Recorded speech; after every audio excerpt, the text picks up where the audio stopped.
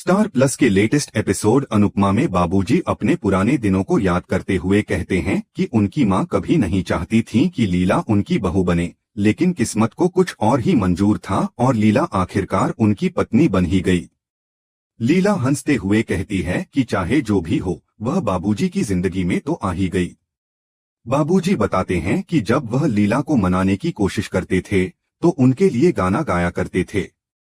शाह परिवार इस बात पर जिद करता है कि वह वही पुराना गाना अब सबको सुनाए। बाबूजी मुस्कुराते हुए गाना गाने लगते हैं, जिससे लीला शर्मा जाती है। सभी उस गाने का आनंद लेते हैं और खुशी खुशी लीला के साथ डांस करने लगते हैं। पूरा शाह परिवार उस पल में एकजुट होकर झूम उठता है। अनुपमा यह सब देखकर भावुक हो जाती है और भगवान से मन ही मन दुआ करती है कि उसका परिवार हमेशा इसी तरह एकजुट और खुशहाल बना रहे।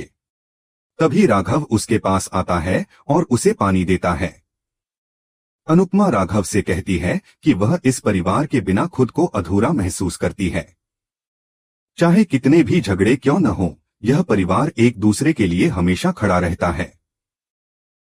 राघव मुस्कुराते हुए उसकी बातों से सहमत होता है और अनुपमा की ही स्टाइल में पूरे परिवार की नजर उतारता है, जिसे देखकर अनुपमा के चेहरे पर हल्की सी मुस्कान आ जाती है। उधर आर्यन अकेले कमरे में बेचैन हो रहा होता है। उसे लगता है कि वह ड्रग्स के विथड्रॉवल सिम्टम्स झेल रहा है। उसकी हालत खराब होने लगती है और वह खुद को रोक नहीं पाता। आखिरकार वह ड्रग्स ले ही लेता है।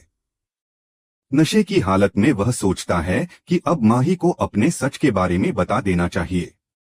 तभी राही उसके कमरे में आती है और पूछती है कि उसकी तबीयत ठीक क्यों नहीं लग रही। आर्यन घबराकर कहता है कि उसे फूड पॉइजनिंग हो गई है। राही घबरा जाती है और तुरंत प्रेम को बुला लाती है। प्रेम और राही मिलकर उसे डॉक्टर के पास लेकर जाते हैं। आर्यन को डर होता है कि कहीं डॉक्टर उसकी सच्चाई घर वालों को न बता दे।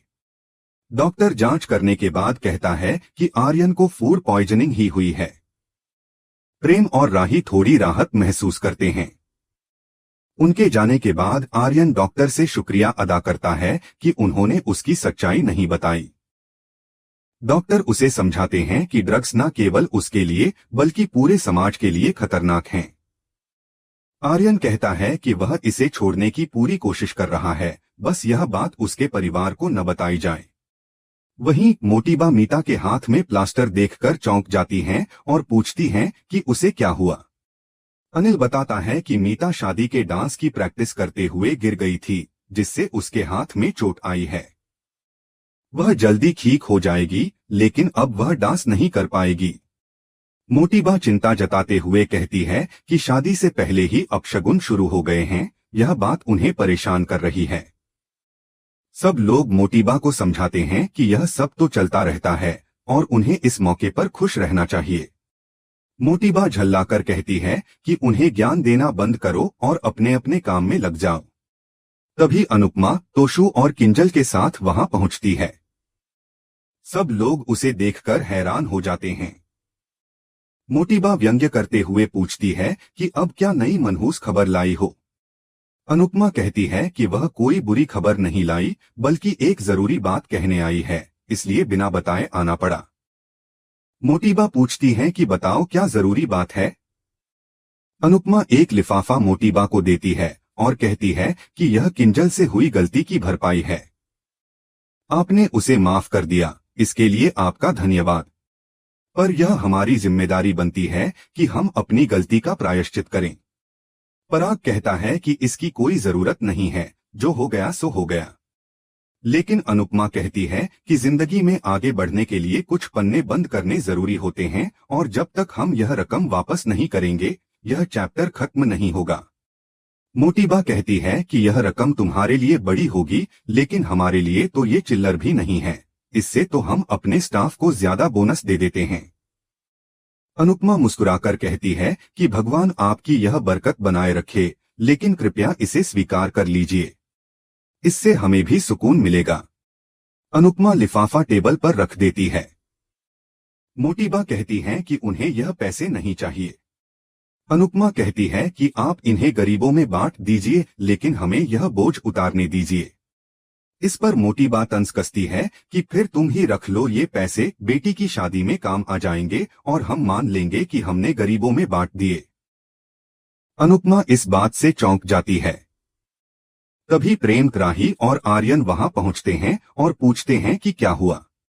मीता उन्हें पूरी बात समझा देती है। गौतम पैसे लेकर आता है और कहता है कि वह इन्हें कंपनी के अकाउंट में जमा करवा देगा, क्योंकि ये पैसे कंपनी के ही थे जो चुराए गए थे।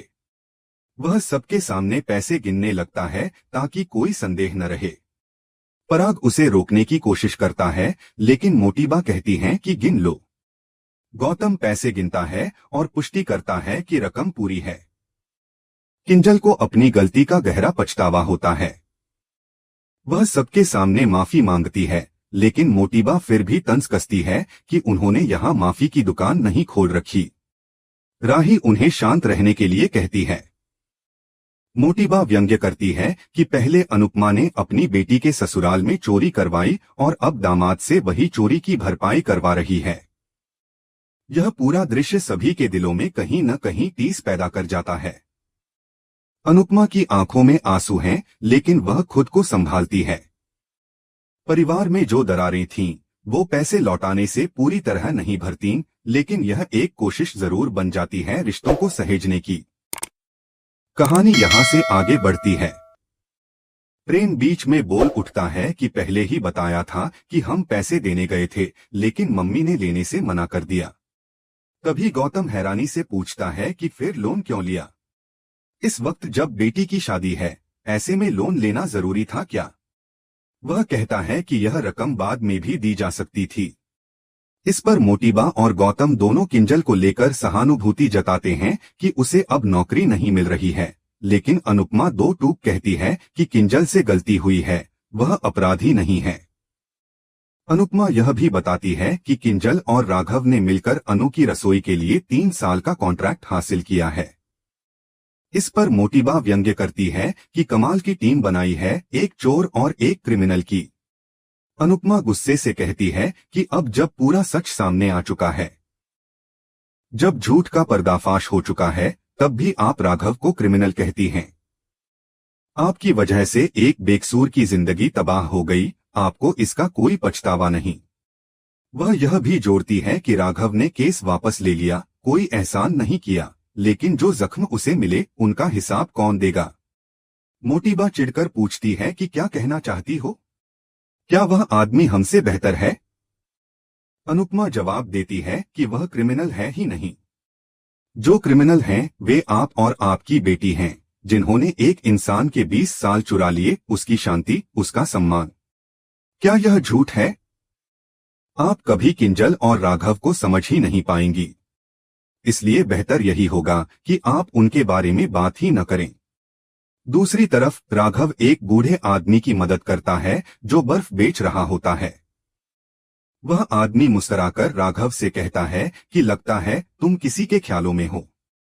राघव अनमना होकर मुस्कुरा देता है। वह सोचता है कि इन दिनों वह अनुपमा के बारे में कुछ ज्यादा ही सोचने लगा है। उधर अनुपमा जाने लगती है, तभी मोटीबा एक और ताना मार देती है कि क्या शादी में भी उसी राघव के साथ ही घूमेगी ताकि लोग बातें बनाएं। अनुपमा रुक जाती है, हैरान होकर पूछती है कि आप एक औरत होकर दूसरी औरत पर ऐसे आरोप कैसे लगा सकती हैं? आप जो श्रीनाथ जी की पूजा करती हैं, उनके बनाए रिश्ते की इतनी बेइज्जती कैसे कर सकती हैं? समझी हैं, हम एक परिवार हैं, फिर भी आप लांछन लगा रही हैं। मोटीबा व्यंग्य करती है कि आपकी उम्र में दोस्ती करने का वक्त होता है क्या? अनुपमा पलटकर करारा जवाब देती है कि बताइए, क्या दोस्ती करने की कोई उम्र तय है? किस किताब में लिखा है? अगर कहीं लिखा हुआ मिल जाए तो मुझे जरूर बता दीजिएगा। इतना कहकर वह वहां से चली जाती है। दूसरी ओर आर्यन शॉपिंग के लिए कपड़े देख रहा होता है, तभी उसे अचानक ड्रग्स से भरा बैग दिखाई देता है। उसकी आंखों में एक पल को वही पुरानी तलब चमक उठती है, लेकिन वह खुद को संभालता है। वह अपने मन को कठोर करता है और फैसला करता है कि अब ड्रग्स से हमेशा के लिए दूरी बना लेगा। इसी बीच राघव अब भी अपने दिल की उलझनों में डूबा होता है और सोचता है कि अनुपमा से खुलकर बात करनी चाहिए। तभी सामने से अनुपमा आती है और उसे देख राघव चौंक जाता है। अनुपमा मुस्कुराकर पूछती है कि क्या हुआ, मुझे देखकर ठिठक क्यों गए? राघव घबराया सा जवाब देने की कोशिश करता है, लेकिन शब्द उलझ जाते हैं। वह एक साथ कई कामों की लिस्ट गिना देता है जो उसने पूरे किए थे। अनुपमा हैरान होकर कहती है कि आपने इतनी तेजी से सब कह दिया कि कुछ भी समझ नहीं आया। वह जोड़ती है कि ऐसा तब होता है जब कोई कुछ कहना चाहता है लेकिन कह नहीं पाता। इधर मोटीबा राही से कहती है कि अनुपमा की हरकतें कुछ ठीक नहीं लग रही। वह राही को चेतावनी देती है कि राघव जैसा आदमी तुम्हारे पापा की जगह लेने की कोशिश कर सकता है। राही यह सुनकर चौंक जाती है। प्रेम बीच में बोलता है कि मम्मी अब बहुत हो गया, लेकिन मोटीबा अपनी बात पर अड़ी रहती है। वह कहती है कि एक दिन यही बात सही साबित होगी और तब तुम लोग समझोगे। राही को इन बातों से झटका लगता है।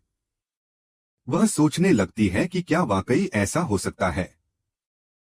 इस बीच अनुपमा राघव से पूछती है कि बताइए ना, क्या बात है? राघव एकदम घबरा जाता है और जवाब में कामों की झड़ी लगा देता है। अनुपमा मुस्कुराकर कहती है कि आपने कुछ ऐसा बोला जो आप कहना नहीं चाहते थे और शायद कुछ ऐसा छुपा रहे हैं जो कहना जरूरी है। राघव चुप हो जाता है और उसकी आंखों में कुछ कहने की बेचैनी साफ दिखाई देती है। यहीं पर आज का एपिसोड खत्म हो जाता है। अगले एपिसोड की झलक में दिखाया जाता है कि राही राघव से कहती है कि वह अनुपमा से दूरी बनाए, लेकिन राघव मना कर देता है। फंक्शन में सभी लोग अनुपमा का इंतजार कर रहे होते हैं। तभी वह राघव के साथ वहां पहुंचती है और सब लोग उन्हें साथ देखकर हैरान रह जाते हैं। उनका साथ आना कई नए सवाल खड़े कर देता है। आज का एपिसोड आपको कैसा लगा, हमें कमेंट करके जरूर बताइए।